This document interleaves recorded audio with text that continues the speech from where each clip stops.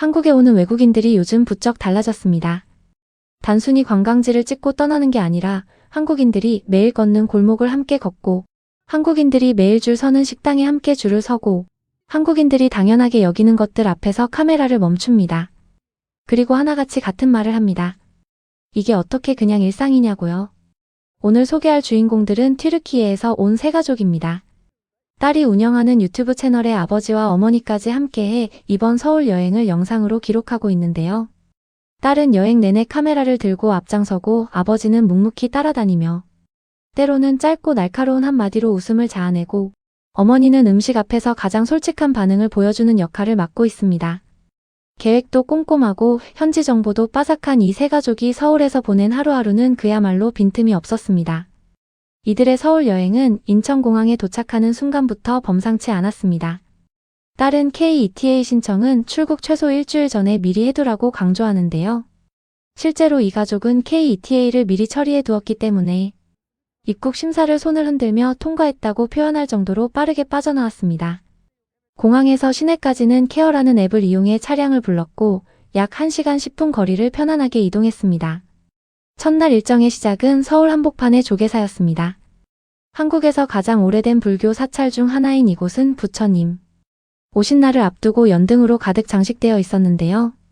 딸은 5월 3일이 가까워지면서 온 사찰이 이렇게 꾸며지는 거예요 라며 한국의 불교 문화를 설명합니다. 색색의 연등이 처마를 가득 채운 풍경은 도심 한가운데 자리한 사찰임에도 완전히 다른 세계로 들어온 것 같은 느낌을 주는데요. 조계사를 나온 세 가족은 광화문 광장으로 향합니다. 한국의 국립역사박물관 앞에는 세종대왕 동상이 자리하고 있고 그 너머로 드넓게 펼쳐진 광화문대로가 이어지는데요.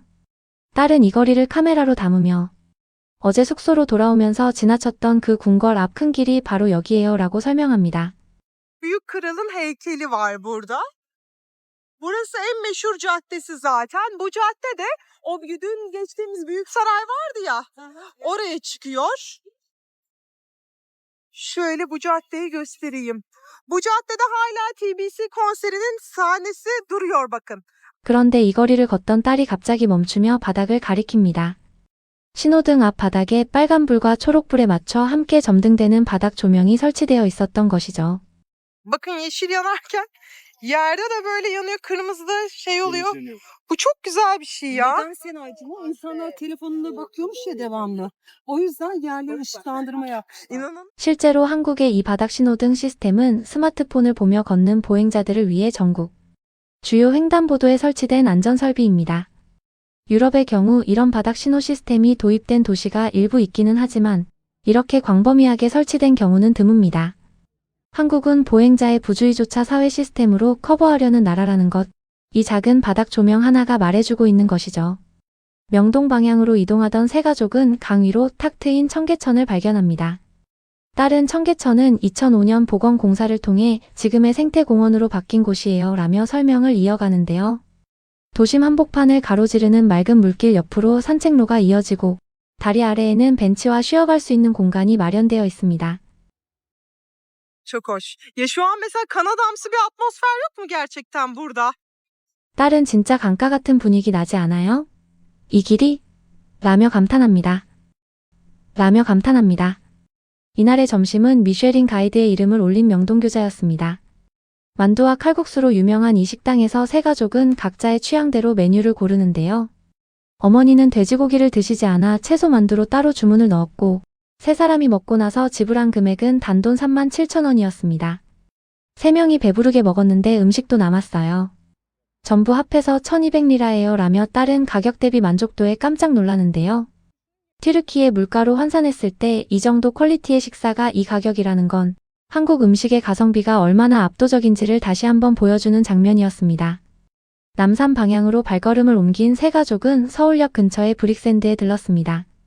한국 특유의 작고 앙증맞은 초콜릿 케이크를 파는 이곳은 현지인들 사이에서 최고의 기념품 가게로 꼽히는 곳이기도 한데요. 딸은 케이크 한 조각에 3,000원, 튀르키예로 치면 100리라도 안 돼요 라며 가격에 다시 한번 감탄하고 맙니다. 브릭샌드를 나온 세 가족은 남산 방향으로 오릅니다. 서울역에서 남산공원 방향으로 걸어가면 엔서울타워가 올려다 보이는 전망 포인트가 나오는데요. Çünkü dibine teleferik gidiyor. Fakat onun önündeki başka bir tepeden çok iyi fotoğraf çıkıyor onu gören. Bir de şuradan efsane bir fotoğraf çıkıyor onu gören. Buralardan fotoğraf bir gitmeyin. Şuradan bir fotoğraf çekeceğiz mesela. Burası çok ünlü. 오후 5시쯤 오면 햇빛이 딱 이렇게 들어와서 사진이 정말 잘 나와요라며 직접 몸으로 익힌 꿀팁을 구독자들에게 전달합니다. 이 정보를 우연히 발견한 것이 아니라 현장에서 직접 발견했다는 사실이 더 인상적이었는데요. 저녁은 코리안 비프 즉 한우였습니다. 이 세 가족이 예약해둔 곳은 한우 중에서도 최상급으로 꼽히는 레스토랑으로 디럭스 세트 기준 23만 2천원짜리 메뉴를 주문했습니다. 딸은 튀르키예로 환산하면 7,500리라예요. 이게 3인분이 될지 안 될지 봐야 알겠지만 고베 비프에 버금가는 한우이기 때문에 이 가격은 납득이 가요라고 설명합니다. 직원이 앞치마를 두르고 직접 고기를 구워주는 장면에서 어머니는 이런 식당은 처음이에요 라는 표정을 짓고 아버지는 식탁 위에 가득 차려진 상차림 앞에서 처음으로 눈을 크게 뜹니다. 이튿날 일정도 만만치 않았습니다. 세 가족은 모찌로 유명한 한정선을 찾아 성수 골목 안으로 들어갑니다. 딸은 여기 관광객들은 거의 몰라요. 현지인들만 아는 곳이에요 라며 직접 조사한 정보를 나눠주는데요. 망고 요거트 모찌 하나에 6,000원. Müthişti. Yani diğer standartlarından mutlaka özel koleksiyonlar, mangal yoğurtu, çilekli yoğurtlu koleksiyonlarının gerçekten 딸은 첫 입을 먹자마자 이거 진짜 최고였어요. 다른 건 다 좋지만 이 망고 요거트 하나만 먹으라고 하면 여기만 오라고 할 정도예요 라며 극찬합니다. 한국의 명물인 소금빵도 빼놓을 수 없었습니다. 딸이 찾아간 소금빵집에는 이미 두 줄의 사람이 늘어서 있었는데요. 4개 세트 기준 12,000원, 350리라 수준이었고 딸은 모찌 먹고 소금빵까지 먹으면 완벽한 점심 간식이에요 라며 강력 추천합니다. 실제로 한국의 소금빵은 최근 2, 3년 사이 일본에서 건너온 문화인데 한국식으로 재해석되어 이제는 완전히 한국의 일상 디저트로 자리 잡은 상태입니다. 이스탄불이나 앙카라에서는 이런 소금빵 전문점 문화 자체가 없다는 것을 생각하면 이 간단한 거리의 빵집 하나가 튀르키예에서 온 이 가족에게 얼마나 신선하게 보였을지 충분히 짐작이 가는데요. 젠틀 몬스터하우스도 이 세 가족의 리스트에 빠지지 않았습니다. Gentle Monster'ın Türkiye'de olmayan modelleri bunlar tabii. Benim Gentle Monster'ın 2 tane vardı. Kore markası olduğunu da bilmiyordum bu arada. Kore markasıymış. 딸은 젠틀 몬스터가 한국 브랜드인지 몰랐어요 라고 털어놓으면서 이 건물 안이 단순한 안경 매장이 아니라 거대한 로봇과 예술, 설치물로 가득 찬 체험 공간이라는 사실에 입을 다물지 못합니다. 어머니와 아버지도 이 공간 안에서는 발걸음이 느려지는데요. 물건을 안 사더라도 꼭 와보세요.